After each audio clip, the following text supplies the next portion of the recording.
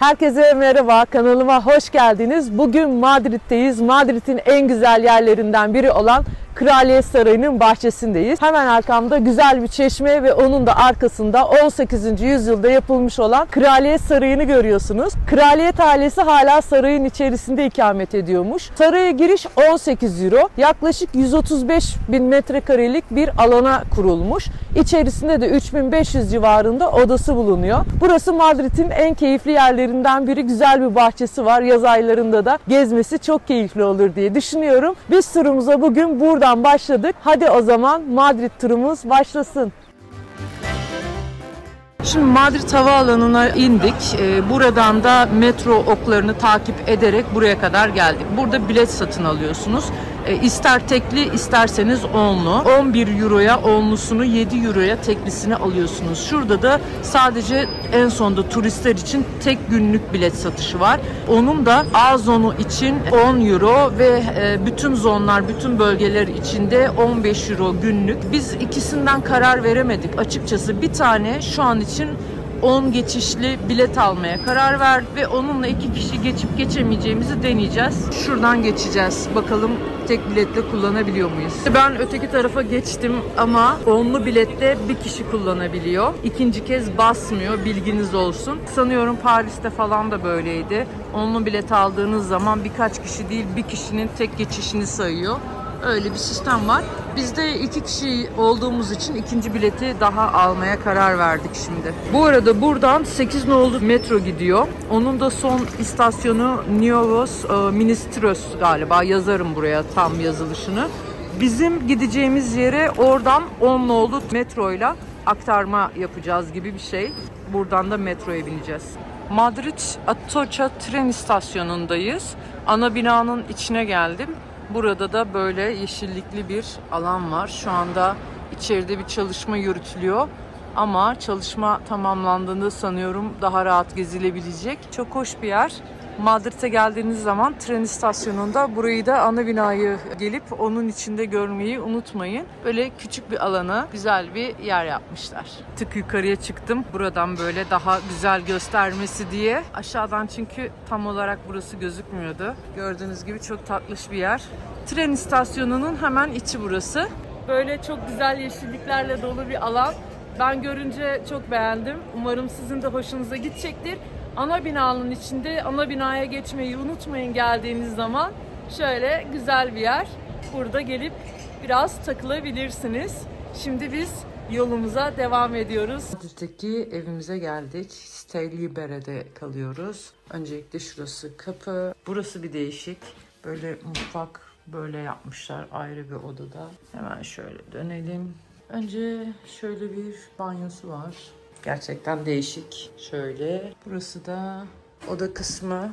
Uyku bölümümüze yine bir hediye paketi bırakmışlar. İçinde su, cips ve kahve oluyor. İşte evimiz bu kadar. Bu gece buradayız.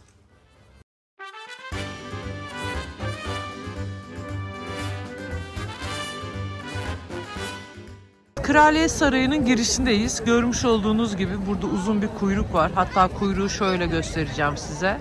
Bakın kuyruk bitmiyor. Oradan da devam ediyor. Böyle bir yer var.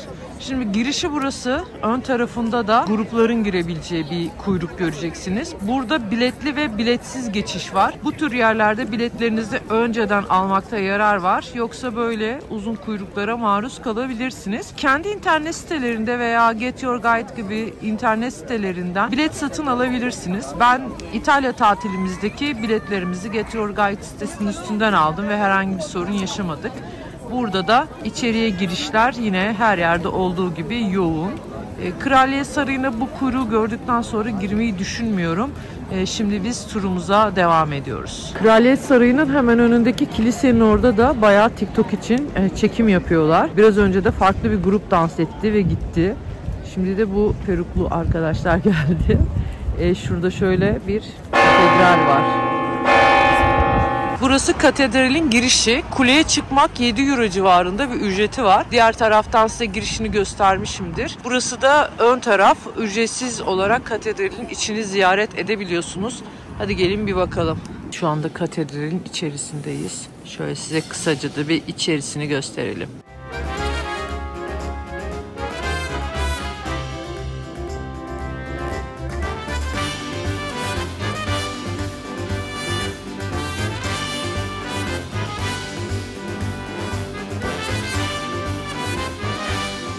Mercado de San Miguel'e geldik. Yani Miguel Pazarı diyebiliriz. Bu pazar yeri de Milano ve Roma'da örneklerini gördüğümüz kapalı pazar alanlarından biri. Bu tür merkatolarda hem içecek bir şeylerin olduğu hem çok güzel yemeklerin olduğu yerler var. Hem de böyle şarküteri bölümleri oluyor. Genellikle bayağı yağmurlu ve soğuk bir gündeyiz. Biz şimdi içeriye doğru giriyoruz. Sıcak çikolatamızı aldık. Bir bardak 4 euro. Beşli churros da 3,5 euro. Bunların tadına bakma zamanı. İspanya'nın meşhur lezzetlerinden churros deniyoruz arkadaşlar. Ben tadına baktım. Oldukça lezzetli. Size de tavsiye ederim. San Miguel pazarında içeriye girdik, kapalı pazarın. İçeride nasıl bir kaos olduğunu anlatamam. Gerçekten aşırı derecede kalabalık. O yüzden böyle bir köşeye gelmek istedim. Şimdi size birazcık etrafı göstereceğim. Bu tür kapalı pazar yerlerinde yemek yemeden aç gelirseniz eğer oldukça keyifli şeyler tadabilirsiniz. Küçük küçük hamburgerler, değişik sandviçler, tatlılar, birçok şey mevcut. Tabii ki de içecekte bir sürü yer var. Etrafı şöyle bir göstereceğim size. Bakalım neler varmış bu pazar yerinde. Şurada menüler var. 2,5 euro su ve takolar da 6 eurodan başlıyor. Ve deniz ürünleri 28 euroya doğru devam ediyor. Bakın bu pişmemiş et ve üzerinde yumurta var. Bu Fransa'da da bayağı meşhur. Bunu böyle birazcık dumanlayarak veriyorlar. Bayağı ilginç yemekler var. Burada küçük tapaslar var. Diğer dükkanlara da bir bakacağız. İspanya'da aynı zamanda böyle zeytinlerin içerisine devasa atıştırmalık şeyler koyuyorlar. Bakın burada gerçekten çok ilginç çeşitleri var. Hem böyle peynirli var hem de burada böyle deniz ürünleri çeşitleri var. 5 euro ve 3 euro gibi fiyatları var bu arada. Şöyle mozzarella çeşitleri falan var. Burada da İspanyolların meşhur yemeklerinden biri olan paella var. Genellikle paella'yı öğlen saatlerinde tercih ediyorlar. Akşamları pek fazla yemiyorlar. Genellikle turistik yerlerde akşamları da görebilirsiniz. Buraya geldiğinizde bunlardan deniz ürünlü paella'dan mutlaka deneyin. Buranın Madrid'in deniz ürünleri çok meşhur. Şurada da paellalar pişiyor. 13 euro, 20 euro ve 24 euro diye devam ediyor fiyatları. Evet, burada da tortillalar var. Yine burada omlet gibi meşhur olan yemeklerinden biri. Burada da böyle küçük atıştırmalıklar var. Pazar oldukça kalabalık, şöyle size göstereyim. O yüzden böyle birazcık zor çekiyorum açıkçası yemekleri. Bu tarafta da böyle güzel tabaklarda tortillalar bulunuyor. Geldiğiniz zaman paella, tortilla, tapas, bunlar yiyeceğiniz yemekler arasında İspanya'da. Burada da çeşitli takolar var. 4,5 eurolardan başlıyor. Geldiğiniz zaman mutlaka bunlardan da deneyin. Madrid'de Mercato'ya mutlaka uğrayın. Akşamüstü böyle minik tapaslar alabilirsiniz. Hepsi böyle 1 euro, 2 euro gibi fiyatlarla değişiyor. Daha sonra kendinize böyle bir yer bulup orada ayakta veya oturarak böyle bir ortamda tapasınızı yiyebilirsiniz. Bütün tapaslarımızı aldık. 10 euroluk. Bunlar 9 euroluk. Bunlar da 3-4 euroluk. Bu şekilde siz de gelip buradan bir şeyler alıp yiyebilirsiniz. Şimdi Mercato'da dolaşmaya devam ediyoruz. Bayağı kalabalık gördüğünüz gibi. Ama çok keyifli yerler var. Kesinlikle Madrid'de buraya gelmeniz gerekiyor. Aç gelin. Yiyemeyeceğiniz kadar fazla çeşit var. Ben şimdi birazcık daha dolaşıyorum. Günaydın herkese. Madrid'de ilk sabahımız Brunch Club'a geldik. Burada iki farklı brunch seçeneği var. Birisi büyük brunch alıyorsunuz. Diğeri de mini brunch diye geçiyor. Biri 21 euro, diğeri de 15 euro. Mesela bu tabakta işte avokadolu, poşe yumurtalı bir seçenek var. Burada da böyle yoğurtlu, meyveli bir seçenek var. Ben mini brunch'ı aldım. Burada da böyle yanında isterseniz kahve ya da çay, hatta isterseniz kava denilen şaraplarına kadar alabiliyorsunuz. Şimdi biz kahvaltıya başlıyoruz. Madrid'in en önemli meydanlarından birine geldik. Plaza Mayor'a geldik. Burada Madrid'de kapalı bir meydan ama etrafında birçok restoran ve böyle oturabileceğiniz yerler, dükkanlar bulabilirsiniz. Burada birçok kutlamalar yapılıyor. İşte festivaller burada düzenleniyor. Konserler burada düzenleniyor. Buranın ana meydanlarından biri diyebilirsiniz. Şu anda da meydan yine kalabalık ve etrafta birçok insan fotoğraf çekiliyor. Aynı zamanda burada böyle maskotlar var. Onları da size göstermeye çalışacağım. Onlarla da fotoğraf çekilebilirsiniz. Tabii belli bir ücret istiyorlar. Plaza Mayor'da etrafta binaların üstünde birçok freskler var. Böyle çok değişik çizimler var. hemen karşımdaki binada. Böyle değişik bir yer. Madrid'in mimarisini ben çok beğendim bu arada. Gayet güzel bir mimarisi var.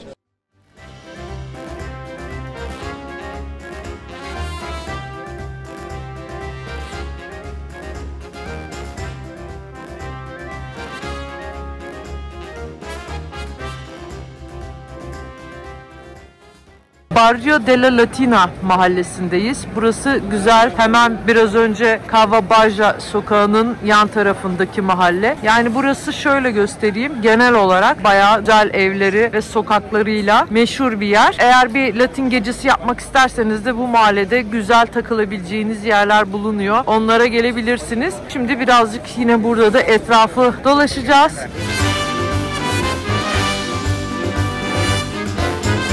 Burası da restoran Botín.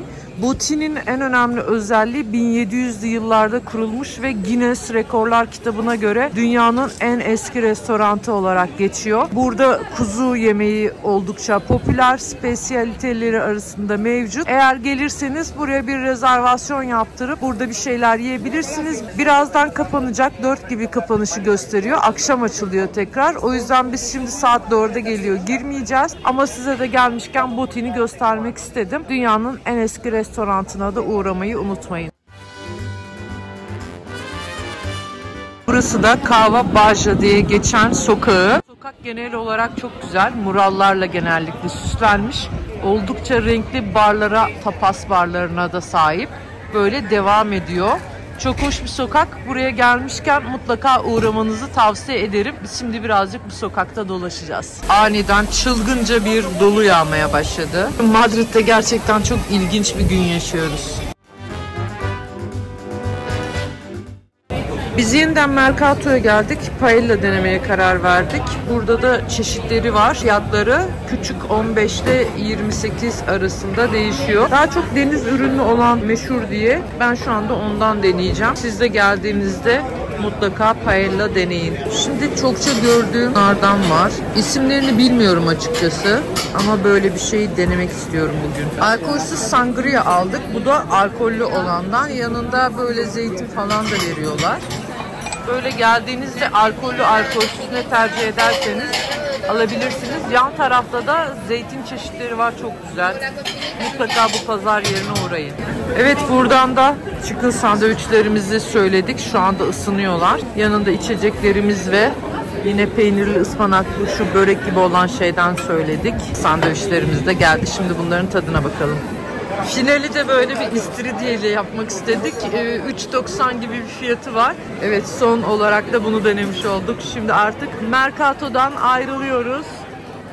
Dediğim gibi isteyenler Mercato'ya gelsin. Yüzlerce çeşit var. İçeride eminim sevecek bir şey bulacaksınızdır.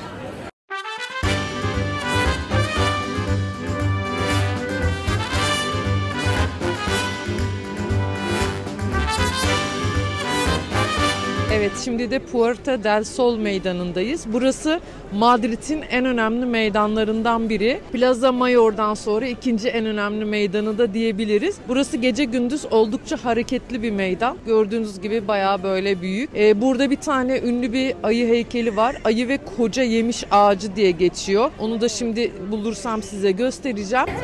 Evet, buradaki ayının da hemen şuradaki kuyruğuna dokunmak şans getiriyor. Herhalde insanlar sürekli gelip gördüğünüz gibi kuyruğuna dokunmaya çalışıyorlar. Evet, buradaki şans geleneğimizi de ayının arka ayağına ya da kuyruğuna dokunarak gerçekleştirdik. Artık şans bizimle olacak. Madrid'in yine meşhur yerlerinden birine geldik. Sırası var. Epey bir sıra bekleyeceğiz burada. Burada da bu yine churroslarıyla, kahveleriyle meşhur bir yermiş. Buraya yakın La Campana diye bir yer var. Orası da böyle kalamarlarıyla ünlü. Orada da yarım saat kuyruk bekleme olasılığı var. Şimdi iki yerde çok ünlü, iki yerde de kuyruk var. Önce buraya geldik. Bir kuyruğa girdik. Bir bakacağız ne kadar beklenecek. Buranın sadece takeaway kısmı var. Hemen şu aradan girdiğinizde sokakta göreceksiniz. Uzun bir kuyruk bekledikten sonra yanda bir yere girdik. Buradan istediğinizde önce sipariş veriyorsunuz. Bir fiş veriyorlar size şu şekilde. Sonra şurada sanıyorum bizi içeri alacaklar. Buraya da ayrıca bekletiyorlar. Buradan da içeri girip içiyoruz anladığım kadarıyla. Sanki Nescafe'ye geldik. Burası bayağı ünlü bir yer. Şimdi şu kurroslarından ya da churroslarından yemediyseniz mutlaka yiyin. Gerçekten aşırı derecede lezzetli. Madrid'de kesinlikle yapmanız gereken şeylerden birisi de buraya gelmek. Madrid'de Libreria San Ginés diye bir kitapçı var. Eski kitaplar var. Yani bakın şu 1778'den bir İtalyanca, 1900'ler, 1782'ler.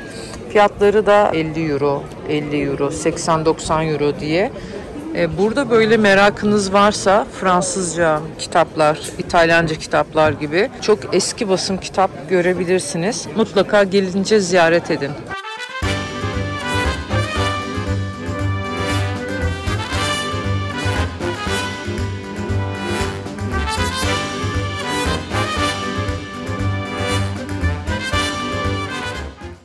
Prada Müzesi'ne geldim. Burası hafta içi, pazar hariç 6'dan sonra ücretsiz. Geldim ve 6'ya işte 20 falan var. Ben şimdi sıraya gireceğim ve içeriği bir ziyaret etmek istiyorum. Yakınlardayken gelmek istedim.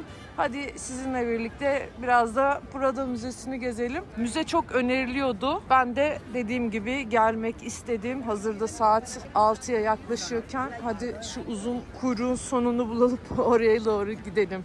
Yalnız inanılmaz bir durum var. Ben bu sırayı bekler miyim bilmiyorum. Bakın şuradan geldim. Orada bir sıra vardı. O değil dediler. Buymuş. Şimdi bakın. Görüyor musunuz? Bu kuyruk şuradan doğru bir yerlere de devam ediyor yani. Bedava diye bu kadar kuyruk beklenir mi? Biraz bekleyip göreceğiz bakalım ne olacak. Evet, 6'ya 20 kala geldim ve şu anda 6'yı 40 geçiyor. Ve ücretsiz biletimi aldım ancak sıra geldi. Evet, o kadar sırayı bekledim. 8'de kapanıyor burası. Hızlıca bir tur atmayı düşünüyorum. Müzeye girdim. Girdikten sonra buradan ücretsiz plan alabilirsiniz.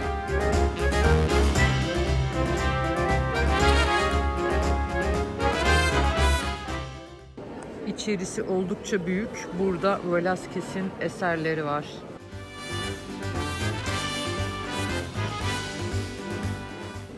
Müze çok büyük. Velázquez'in eserlerinden sonra da Melendez'in olduğu bölüme geldim.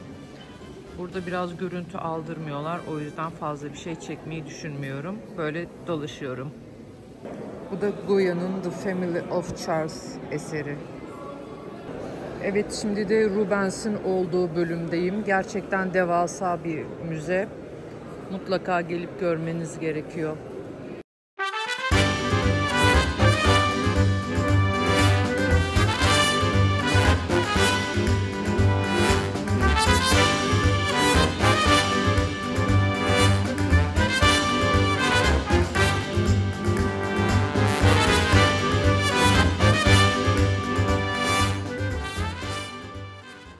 Evet, Prada Müzesi'nde ücretsiz bir geziyi sonlandırdık. İçeride çekim yapmak yasak olduğu için fazla bir şey çekemedim. Bu da hemen karşısında bir gece görüntüsü Madrid'in. Çok güzel gözüküyor etraf. Buranın en ünlü tapasçılarından birindeyiz. İsmini şu anda tam çekemedim ama şurada. Bakın, inanılmaz kalabalık bir yer. Öyle böyle değil. 100 çeşit tapas varmış. İşte içecekler, biralar veya alkolsüz içecekler. Aynı zamanda patates ve tavuk gibi çeşitleri de var. Çok kalabalık, göz gözü görmüyor içeride. Biz siparişlerimizi bekliyoruz. Evet, siparişlerimiz de geldi. 2 tane böyle mini burger aldık. Bir tane de şu tavuklu bir şey. Patates kızartması ve içecekler. Bunların hepsi 10,5 euro tuttu. Akşam oldu. Hemen karşıda Primark var. Birçok markanın bulunduğu bir alışveriş merkezi. Bildiğiniz bütün mağazalar burada var. Çok yakında MediaMarkt vardı. Buradan bir şeyler aldık. PlayStation aldık. Türkiye'dekine göre bir 5.000 lira civarında daha uygun bir fiyatı var burada. Dijital olanı 400 euroya almış olduk. Şimdi bunu otele bırakıp bir yerlere gideceğiz. Circo denilen bir tapasçısına geldik. Bir bakacağız neler var diye. Burası da tavsiye ediliyordu. Şimdi burada bir şeyler sipariş ettik.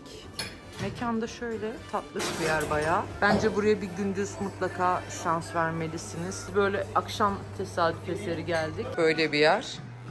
Yemeğimiz de geldi. Biz şimdi bir şeyler atıştıralım.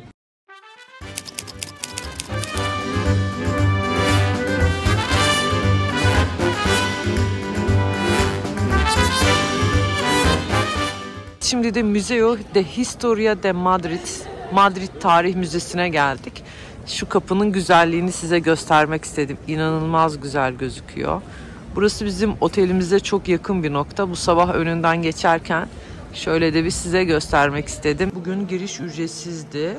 Şöyle bir girişi var. Burada fotoğraf sergisi var. Şurada hoşuma gidenlerden size şöyle birkaç tane hızlıca göstereceğim. Böyle tam Instagram'lık kareler değil mi? Tarih Müzesi'nde sevdiğim sanatçılardan biri olan Velázquez'in 2 tane eserini gördüm. Hemen şuradaki 4. Philip, küçük olan. Bu büyük olan da Prens Charles Balthazar diye geçiyor. Evet, burada da yine güzel bir eser var. Manuel Castellano'nun Death of the Count of Villa Mediana diye bir eseri. Ben beğendim. Şu arka tarafa doğru devam eden halkın karmaşası da bayağı bir hoş. Müzede Melendez'in eserlerinden de gördük. Güzel eserler var. Yolunuz düşerse gelin.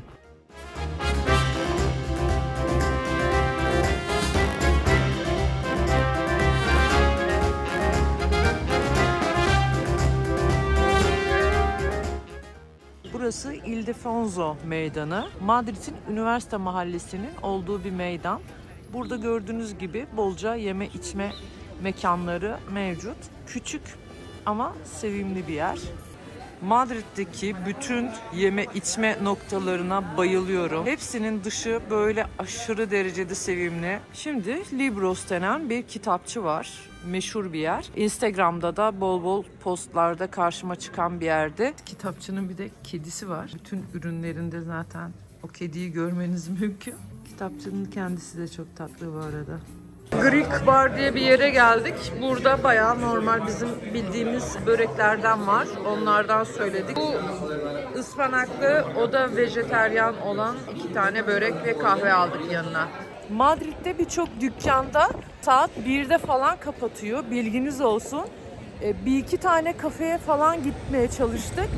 5 dakika önce açıkken birden kapandı. Sonra bakınca 1'de kapattıklarını gördük. Yani bunlara dikkat edin. Çoğu mekan yarım gün falan çalışıyor. O yüzden bize de ilginç geldi. Yani yeme içme mekanları Türkiye'de yarım gün çalışmaz. Ama burada öyle bir durum var. Otelimize çok yakın olan ve çok önerilen Bodega de la Ardosa. Buraya geldik. Şimdi bir bakacağız neler var. Tapas ve işte çeşitli şeyler varmış. İçeride bir şeyler seçmeye çalışacağız. Şöyle de tatlış bir sokakta evlerin güzelliğine bakar mısınız? Bir süre baktıktan sonra tortilla de patatada karar kıldık. Çünkü burada balık çeşitleri var arkadaşlar. Bu balık çeşitleri yüzünden ben çok balıkçı bir insan değilim, sevmiyorum. Böyle patatesli bir omlet söyledik.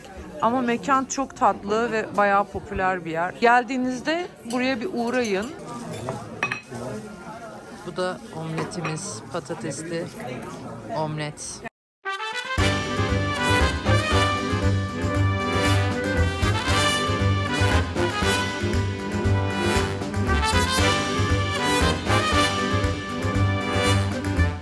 Bir çikolata satan dükkana girdik. İsmi de şurada yazıyor. Böyle değişik ürünleri var. Bu arada güzel olan şey şurada standlarda kızlar size şuradaki çeşitlerden denettiriyor. Önlerine de koymuşlar şunları. Böyle bir sürü çeşit var. Şurada da var. Bunları beğenirseniz o beğendiklerinizden alabiliyorsunuz. Biz şimdi 2 tane beğendik. Ben şunu beğendim ve şunu beğendim. O ikisini aldık. Fiyatları da bu arada 10.90 ve 7.90 civarında.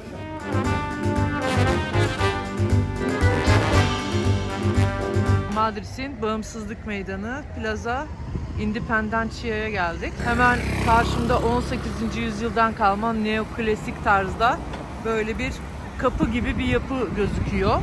Burası aynı zamanda çok işlek caddelerinde birleştiği bir yer. Hemen şurada da Retiro Parkı var. Biraz sonra da parka doğru gideceğiz. Burası da Retiro Park'ın ortasında. Böyle güzel çeşmesi var. Şimdi karşıda bir göleti var. Orayı da size göstermeye çalışacağım. Evet, şimdi parkın ortasında böyle bir yapay gölet var. Hemen karşısında da böyle bir atlı heykeller var. Çok güzel gözüküyor.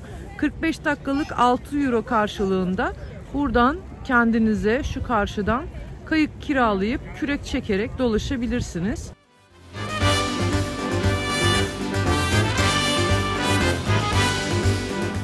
Parkın içinde burası da Velázquez Palace diye geçiyor. Burası da bina olarak hoşuma gitti. Şimdi şu yolun sonunda da gördüğünüzde Kristal Saray diye geçiyor. Şimdi oraya doğru yürüyoruz. Burası da Kristal Saray diye geçiyor. Burası maalesef bakım nedeniyle geçici bir süre için kapalıymış. İçerisi çok güzel gözüküyordu. Gösteremiyorum ama size dışarıdan göstereceğim. Siz geldiğinizde açıksa Retiro Park'ın içerisinde burayı mutlaka ziyaret edin. Evet, Velázquez Sarayı'nın içine girdik. Parkın içerisinde bir yer. Burada böyle bir modern sanat var. Şu anda o sergiyi geziyoruz. Modern sanat sergisi.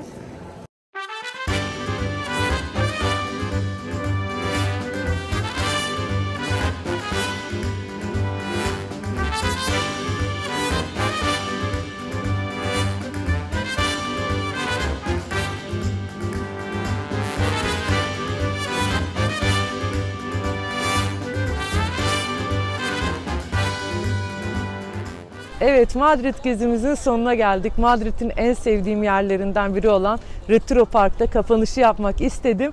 Umarım Madrid gezimizi beğenmişsinizdir. Buradan da Barcelona'ya geçeceğiz ve Barcelona gezimiz gelecek bu videodan hemen sonra.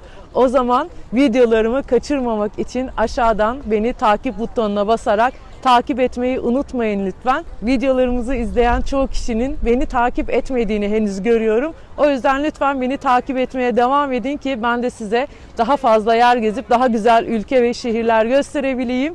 Videolarımı beğenmeyi, arkadaşlarınızla paylaşmayı unutmayın. Yorumlarınız için de yorumlarda buluşalım. Madrid gezimizi nasıl buldunuz ve başka hangi şehirleri de görmek istersiniz? Bunu bana aşağıda yorumlarda yazın. Yeni videolarda görüşmek üzere. Herkese hoşça kalın.